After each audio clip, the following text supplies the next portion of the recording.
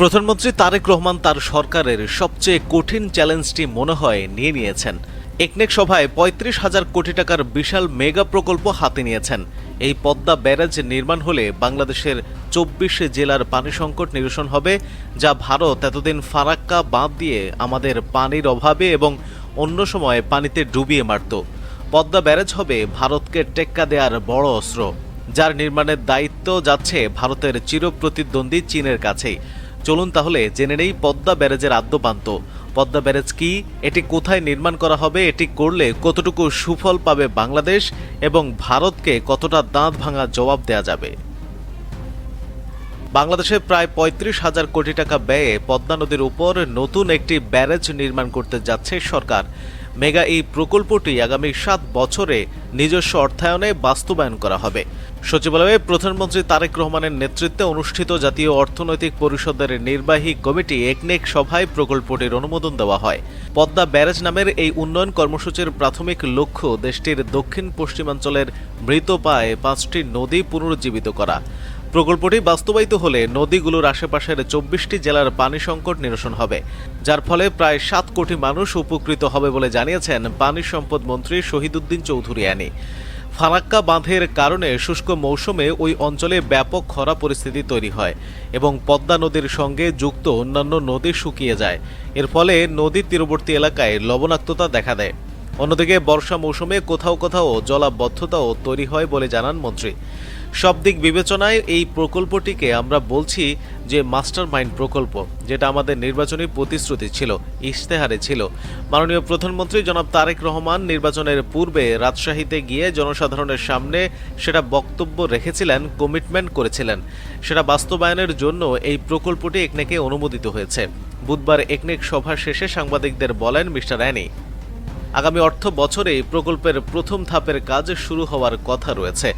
২০৩৩ সালের মধ্যে ব্যারাজ নির্মাণ শেষে ওই অঞ্চলে ৩টি পানি বিদ্যুৎ কেন্দ্র এবং ৭টি স্যাটেলাইট শহর গড়ে তোলার পরিকল্পনা রয়েছে বলে জানিয়েছেন পানি সম্পদ মন্ত্রী। কিন্তু ব্যারাজ জিনিসটা আসলে কি, এটি কখন এবং কেন নির্মাণ হয়? ব্যারেজ হল পানির প্রবাহ নিয়ন্ত্রণে নদী বা জলাধারের উপর আড়াআড়িভাবে নির্মিত বিশেষ একটি অবকাঠামো।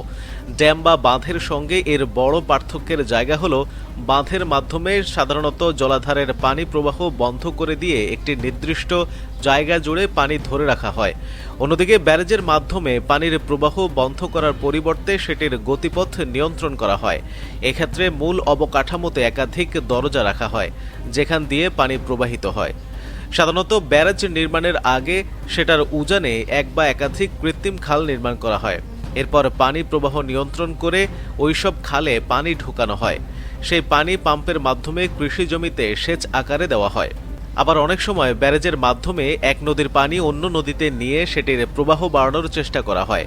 পদ্মা ব্যারেজের মাধ্যমে সেটি করার পরিকল্পনা করছেন কর্মকর্তারা।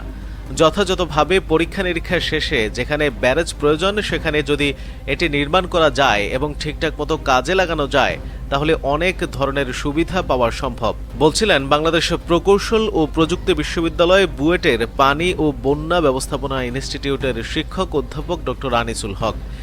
আবার এর ব্যত্যয় ঘটলে হিতে বিপরীত হতে পারে বলে জানাচ্ছেন এই বিশেষজ্ঞ।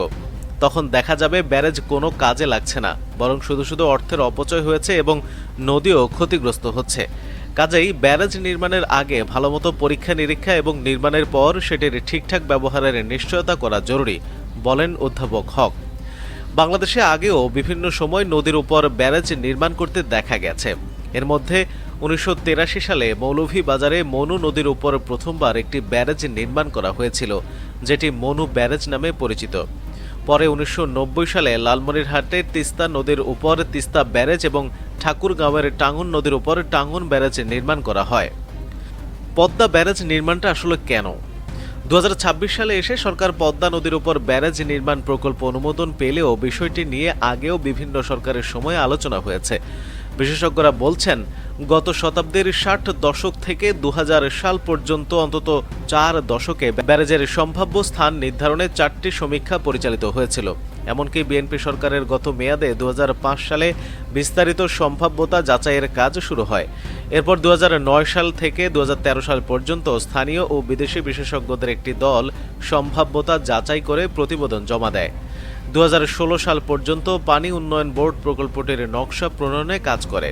বিশেষজ্ঞরা সমীক্ষা শেষে যে প্রতিবেদন সরকারের কাছে জমা দিয়েছিল সেখানে বলা হয়, ভারতের ফারাক্কা ব্যারেজের কারণে উজানে পানি প্রত্যাহার বেড়ে যাওয়ায় বাংলাদেশের শুষ্ক মৌসুমে পানি প্রবাহ উল্লেখযোগ্যভাবে কমে গেছে।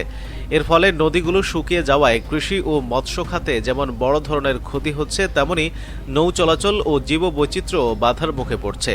এসব সমস্যার সমাধানের লক্ষ্যে গত নির্বাচনের আগে পদ্মায় ব্যারেজ নির্মাণের প্রতিশ্রুতি দেন তারেক রহমান। ক্ষমতায় এসে সেটি বাস্তবায়নের উদ্যোগ নেওয়া হয়েছে। কোথায় হবে পদ্মা ব্যারেজ? পদ্মা ব্যারেজ প্রকল্পের আওতায় মূল অবকাঠামোটি নির্মাণ করা হবে রাজবাড়ীর পাংশা উপজেলায়।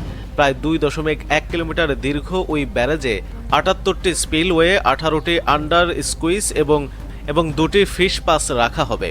এর মধ্যে ব্যারেজের নিরাপত্তা নিশ্চিত করার জন্য বিশেষভাবে নির্মিত যে কাঠামোর মাধ্যমে নদীর অতিরিক্ত পানি বাইরে বের করে দেওয়া হয় সেটাই হলো স্পিলওয়ে।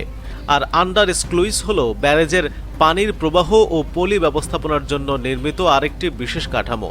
এই ব্যারেজের মাধ্যমে প্রায় 290 কোটি ঘনমিটার পানি সংরক্ষণ করার আশা করছেন কর্মকর্তারা। সংরক্ষিত ওই পানি বন্টনের জন্য 3টি অফটেক অবকাঠামো নির্মাণ করার পরিকল্পনা করা হচ্ছে। যে নদীর উপর ব্যারেজ নির্মাণ করা হয় সেটির পানি প্রবাহ নিয়ন্ত্রণ ও বন্টনের জন্য যে বিশেষ অবকাঠামো নির্মাণ করা হয়ে থাকে সেটি অফটেক অবকাঠামো নামে পরিচিত। একই সঙ্গে প্রথম ধাপের কর্মকাণ্ডের আওতায় গড়াই মধুমতি নদীতে 135.6 কিলোমিটার এবং হিসনা নদীতে 246.46 কিলোমিটার পুনর্খনন এবং ড্রেজিং কাজ করা হবে। দ্বিতীয় ধাপে চন্দনা, বারাশিয়া, বড়াল ও ইছামতি নদী ব্যবস্থা পুনরুদ্ধারের কাজ করা হবে। কি কাজে লাগবে এই ব্যারেজ?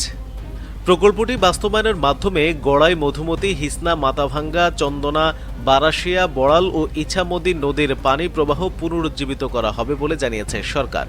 এক্ষেত্রে ব্যারেজের মাধ্যমে পানির প্রবাহ নিয়ন্ত্রণ ও সংরক্ষণ করে শুষ্ক মৌসুমে ওইসব নদীতে প্রায় 800 কিউসেক পানি সরবরাহ করা সম্ভব হবে বলে আশা করছেন কর্মকর্তারা। এরপর সেই পানি দিয়ে যশোর, খুলনা, কুষ্টিয়া, মাগুরা, মেহেরপুর, চুয়াডাঙ্গা, ঝিনাইদহ, নড়াইল, বাগেরহাট, সাতক্ষীরা, রাজবাড়ী, ফরিদপুর, গোপালগঞ্জ, পাবনা, রাজশাহী, নাটোর, নওগাঁ, চাঁপাইনবাবগঞ্জ এবং পিরোজপুর অঞ্চলে প্রায় 29 লাখ হেক্টর কৃষি জমিতে সেচ দেওয়া হবে বলে প্রকল্পের নথিতে উল্লেখ করা হয়েছে। সেটি সম্ভব হলে দেশে আরও প্রায় 24 লাখ টন ধান এবং 2.25 লাখ টন মাছের উৎপাদন বৃদ্ধি পাবে বলে দাবি করছেন কর্মকর্তারা। একই সঙ্গে নদী তীরবর্তী এলাকার জীববৈচিত্র্য রক্ষা ও মানুষের জীবনমান উন্নয়নের ক্ষেত্রেও প্রকল্পটি গুরুত্বপূর্ণ ভূমিকা রাখবে বলে আশা করা হচ্ছে। বাংলাদেশের দক্ষিণ পশ্চিমাঞ্চল ও উত্তরাঞ্চল সেদিকের মানুষ সবচেয়ে বেশি উপকার পাবে। এই পদ্মা ব্যারেজ করার মাধ্যমে সর্বোচ্চ বেনিফিটটা আমরা ওই অঞ্চলের মানুষকে দিতে পারবো, সেটা কৃষিখাতে হোক, সুন্দরবনের জন্য হোক, বুধবার সাংবাদিকদের বলেন শহীদউদ্দিন চৌধুরী আনি। 2033 সালের পর দ্বিতীয় ধাপে ব্যারেজ ঘিরে 3টি পানি বিদ্যুৎ কেন্দ্র নির্মাণ করা হবে। এছাড়া 7টি স্যাটেলাইট শহর গড়ে তোলার পরিকল্পনাও রয়েছে সরকারের। প্রকল্প কর্মকর্তারা বলছেন, নদীগুলোতে স্বাভাবিক প্রবাহ ফিরলে দক্ষিণ পশ্চিমাঞ্চলে লবণাক্ততার বিস্তার কমবে, সুন্দরবনের জীববৈচিত্র্য সুরক্ষা পাবে এবং সেচ ও নিষ্কাশন ব্যবস্থার উন্নতি হবে। এছাড়া গঙ্গা, কপোতাক্ষ, জিকে সেচ প্রকল্প, উত্তর রাজশাহী সেচ প্রকল্প, গোদাগাড়ি পাম্প হাউস এবং রূপপুর পারমাণবিক বিদ্যুৎ কেন্দ্রে পানি সরবরাহ নিশ্চিত করা সম্ভব হবে। সব মিলিয়ে এই প্রকল্পের মাধ্যমে বছরে প্রায় 8,000 কোটি টাকার আর্থসামাজিক সুবিধা পাওয়া যাবে বলে জানিয়েছেন সরকারের কর্মকর্তারা।